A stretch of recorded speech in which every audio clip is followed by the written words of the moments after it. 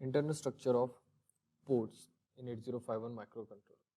Since all ports of 8051 are bidirectional, they all have three components in their structure: D-latch, output driver, and input buffer. D-latch hold 1 bit of information, output driver to drive the pin, and input buffer to read the status from pin. Here, the diagram shows a typical 8051 port 1 architecture. TB1 and TB2 are two tri-state buffer. The input to the tri-state buffer is given to the output side based on the status of control pin. L1 is an internal pull-up register. Okay, now let's see how to write data to port pin of 8051. Here, this is the internal diagram of a single pin of port 1. So similar diagram, internal structure would be there for other port pins of port 1. So let's try to write logic 0 to this port pin. So in that case, first in assembly language you have to send logic give the value 0 to port 1 like this, and in C language you have to give logic 0 to port 1 pin like this. So whenever such instruction get executed, since we are writing 0, so internal CPU bus you will get logic 0, and whenever there is a clock, this input is given to the D-latch output. Q becomes 0 and Q bar become 1. So for logic 1, the MOSFET of driver circuit will turn on, and hence you get logic 0 to port pin. So this is how you write logic 0 to port pin. Now let's see how to write logic 1.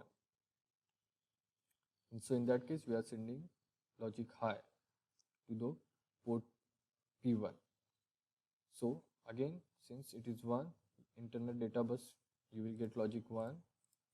Then in this case the MOSFET is turned off, and hence the port P1 get logic 1. So this is how you will write logic 1 to the port pin. Okay, now let's see how to read the content of port pin in 8051.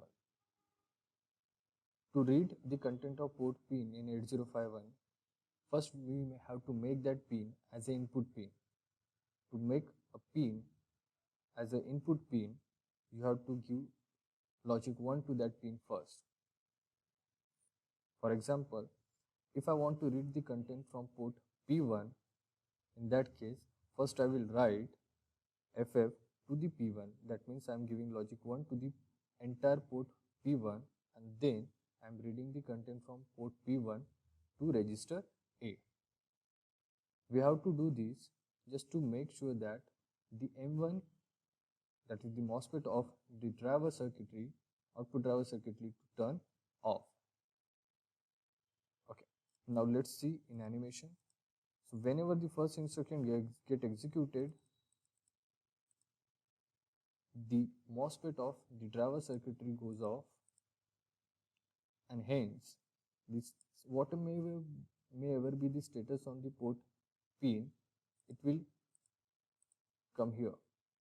So when the move A comma P1, when you try to read the content of port P1 to accumulator, in that case the read pin will enable this tri-state buffer, and what may ever be the input will given to the output of the buffer, and hence the output of the buffer is again connected to the internal CPU bus.